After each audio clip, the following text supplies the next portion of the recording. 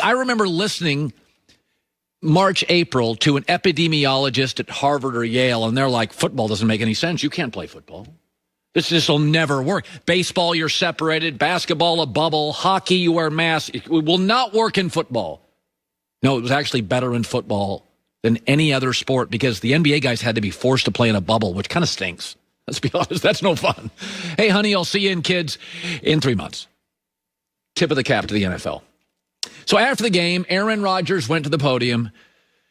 This feels needlessly passive-aggressive to me, but, I'm just a hater, so I don't want to make big judgments. But it does feel a little needless, but here you go. There's a lot of guys' futures that are, uncertain, myself included.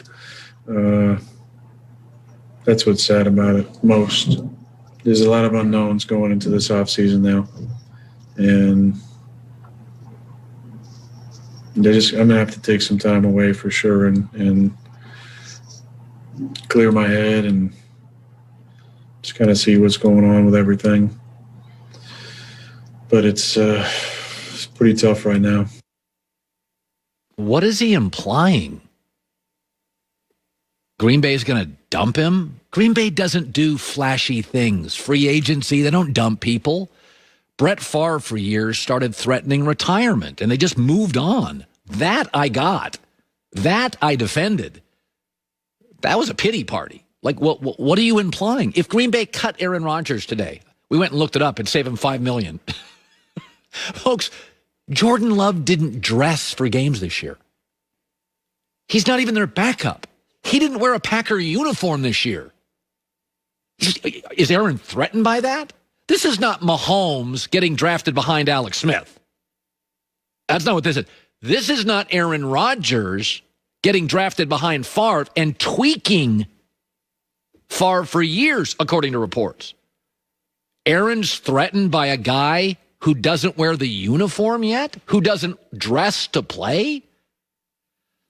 It felt needlessly passive-aggressive. I don't even know what he's implying. Green Bay's not letting go of Aaron Rodgers because he lost a playoff game to the GOAT. Even if he should have won, they're not letting him go. They'd be insane, and that is the opposite. That's something Detroit would do. The Lions would do that. The Packers don't do that. Here was Matt LaFleur forced to comment on it after. I sure as hell hope so. I mean, guy's the MVP of this league. He is the heart and soul of our football team. So, hell yeah, he better be back here.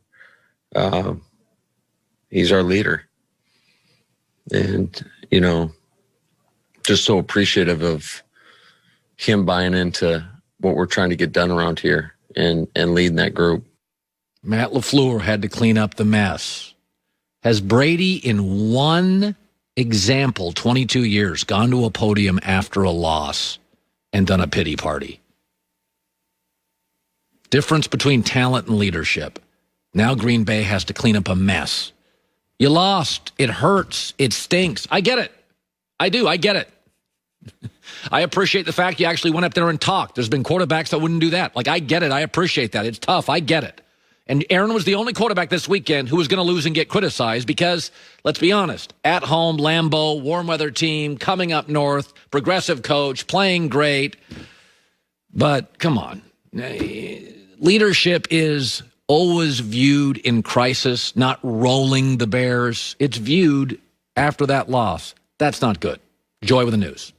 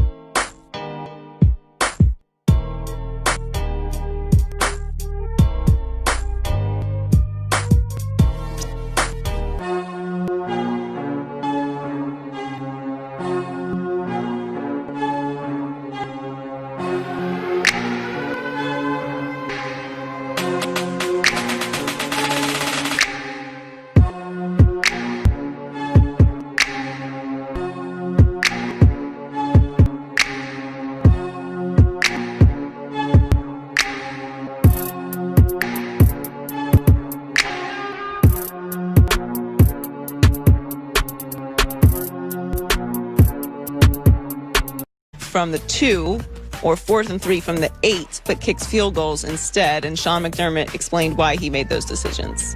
Thought about it in both occasions, really, and maybe, if I had to go over again, I would have went for maybe one of them. But the one before the half, for sure, I wanted to get points.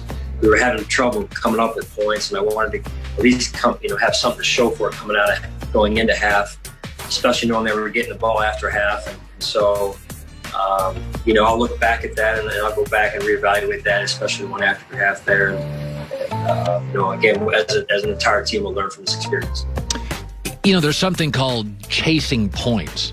But the problem is, when you face Kansas City, especially in Kansas City, you get forced chasing points. Like, I would agree with Sean McDermott against 30 NFL teams.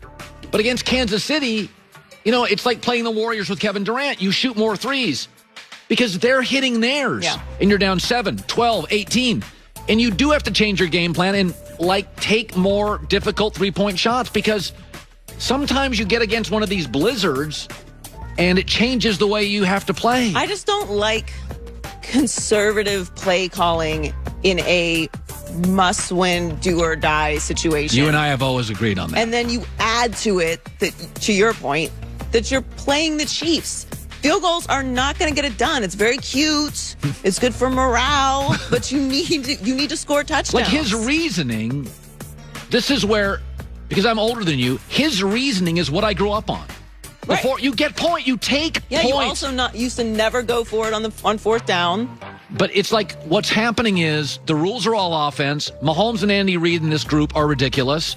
It's at Kansas City, and you do get to a point where you are doing what you shouldn't do, which is you end up chasing points. Fortune favors the bold.